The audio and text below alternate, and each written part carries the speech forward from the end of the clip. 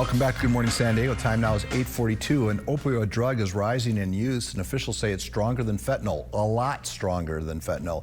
Here to talk more about the dangers of Nitazenes is Dr. Bruce Figuered, President and CEO of the Jackson House, and welcome back, Bruce, to the show. Thank you. I'll tell you what, I thought fentanyl was scary, but these Nitazenes? Nitazenes. Yeah. Nitazenes, where do they come from? Tell us their history. Yeah, sure. So originally created in the 1950s as an alternative for the relief of pain, right? And so like it's not in the same class as opiates. It's a synthetic opioid.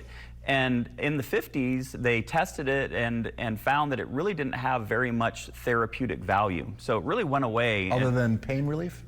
Yeah, not much though. It wasn't really that effective because it could be so deadly. So it doesn't come back until 2019 and then reemerges, I think, in the UK. And there's been, last year, there's over 400 deaths associated with nitazene or drugs being laced with nitazene. So they're finding it, you know, like somebody buys drugs off the street and it's laced with nitazene and then people die. So, and is this nitazene produced in the basement, out in the field somewhere?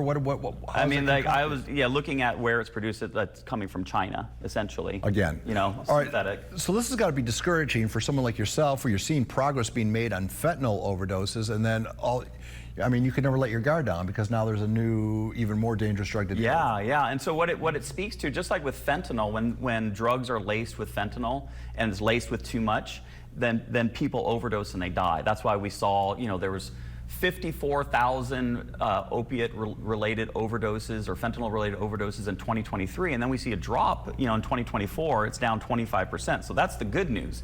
The bad news is that if people get addicted to opiates, and oftentimes people get addicted to opiates starting off with a chronic back pain injury or back injury, something like that. They get a prescription, they get on opiates, and then they can't get off of it, and then they start seeking, you know, opiates off the street, which oftentimes can be laced with something else, and it has disastrous consequences. All right, for the clubbers that go out, that line of cocaine that is laced with fentanyl, that same line, 5 people. Yeah. Would it wipe out all 5 people, or would it just, does everybody have a different tolerance to fentanyl? Or the same amount lethal for all 5 people? Same amount, yeah. I mean, I think that everyone does have different tolerances, though, but because fentanyl is so powerful, just the tiniest little bit can kill you. So and then crank it up by a factor of 10 for the nitazenes. Yeah, exactly. And one of the things I was just researching looked at the potency of fentanyl, like attributing like the lower number of deaths from fentanyl due to a lower potency of fentanyl that's been coming into our country, like over the last year.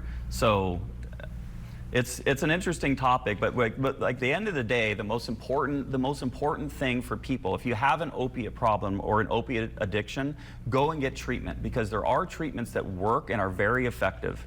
For people who overdose, I've witnessed firsthand the Narcan working on the beach in OB. Yeah. I mean, it was weird how this person that was dead was suddenly alive again. Yeah. Does Narcan work for nitazenes? Not as well. It really is not very effective with nitazenes. They have to give like massive amounts of it in order to reverse the effects of what nitazene does, as opposed to fentanyl, where Narcan is very effective. So.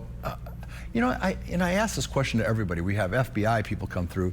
It just seems to defeat the purpose. If you're in the business of selling drugs, why would you want to ever put out a product that would kill your customers? Yeah. And that's what's so insidious about all this. It is. Yeah, it's absolutely wild. I mean, like it's akin to, you know, like when we're talking about the coronavirus, right? And when COVID first hit, the virus morphs itself in a less deadly form, right? Because that's how it survives. And so it kind of speaks to the same sort of thing. You know, like why would somebody lace a drug that's going to kill, lace drugs with something that's going to kill someone? Well, until we ever answer that, we'll have to leave that question unanswered. But I think the moral of the story is, folks, just.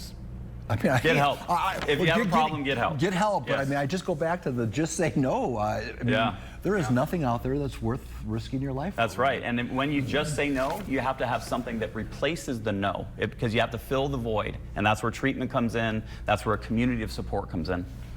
All right, well, it's a very scary report, and obviously we will be following Nitazenes topic as it grows. Hopefully they don't emerge like they have in the UK and the United States. I just think about schoolyards. Everyone when you're 16, you think you're invincible. Yeah, that's right. And you're not.